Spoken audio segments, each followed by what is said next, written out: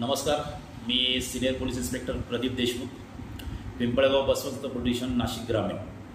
सर्वप्रथम गणेश उत्सवाच्या आपल्याला सर्वांना खूप खूप शुभेच्छा। पिंपळगाव पोलीस स्टेशनच्या हद्दीमध्ये कायदा आणि सुव्यवस्था ही अबाधित राहावी याकरिता आम्ही माननीय पोलीस अधीक्षक श्री बाळासाहेब पाटील, अप्पर पोलीस अधीक्षक नाशिक ग्रामीण, त्याचप्रमाणे SDPO नाशिक ग्रामीण यांच्या मार्गदर्शनाखाली वेगवेगळे उपक्रम आम्ही सुरू केलेले आहेत। त्याचप्रमाणे शाळा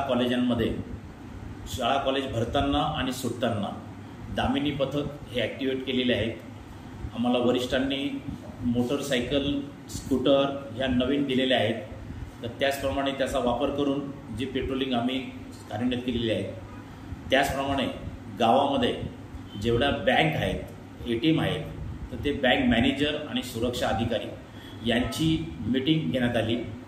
सुरक्षेच्या दृष्टीने त्यांना वेगवेगळ्या टिप्स देण्यात आल्या।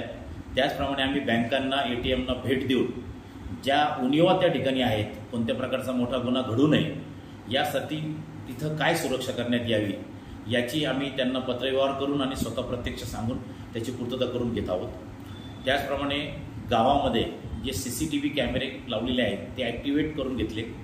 त्याचप्रमाणे प्रत्येक व्यावसायिकाला एक हे दिले किंवा तुमच्या कॅमेऱ्याबरोबर एक कॅमेरा पोलिसांसाठी, अशी संकल्पना आम्ही राबवतो आहे की तुमच्या 4 कॅमेऱ्यामध्ये एक कॅमेरा पोलिसांसाठी, पोलिसांच्या दृष्टीने कसा योग्य राहील गुन्हेगारी नियंत्रण करण्यासाठी, तर त्यासाठी आपण एक योजना राबवतो आहे। त्याचप्रमाणे अधिकाधिक कॅमेरे हे नगर परिषद यांच्याकडून त्यांच्या फंडातून आपण जास्त कॅमेरे लावून गुन्हेगारी होणारच नाही, आणि जर गुन्हेगारी झाली तर लवकर आम्हाला पडताळणी व्हावी यासाठी आम्ही त्याची पहिली व्यवस्था करीत आहोत। त्याचप्रमाणे हे पिंपळगाव हे अतिशय मोठं बाजारपेठ आहे। द्राक्ष, कांदा, टमाटा याची मोठी उलाढाल या ठिकाणी होते।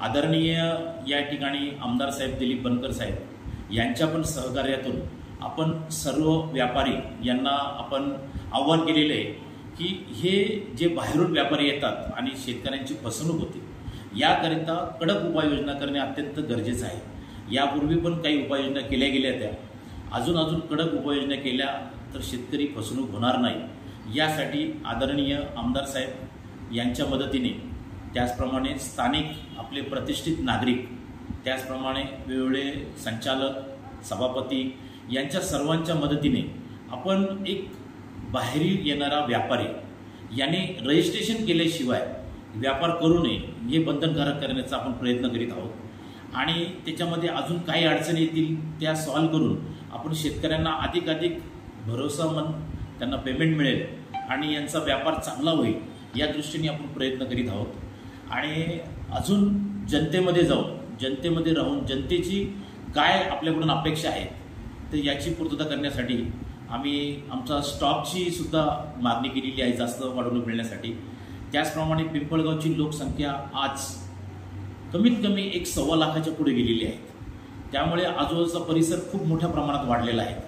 तर त्या मानाने आमची संख्याबळ कमी पडत आहे, तरी आम्ही जे संख्याबळ आहे त्याच्यामध्ये जास्त प्रयत्न करून ग्राम सुरक्षा दल, त्याचप्रमाणे गावातील आपले जे तरुण मंडळी आहेत तर त्यांना आपण एक सुरक्षा पोलीस मित्र कार्ड देऊन त्यांची पण मदत घेऊन आपण अधिक प्रमाणामध्ये कायदा सुव्यवस्था अबाधित राहील, त्याचप्रमाणे लोक सुरक्षित राहतील, सर्व जनता सुरक्षित राहील याचा प्रयत्न करीत आहोत। सर्वांचं सहकार्य अपेक्षित आहे।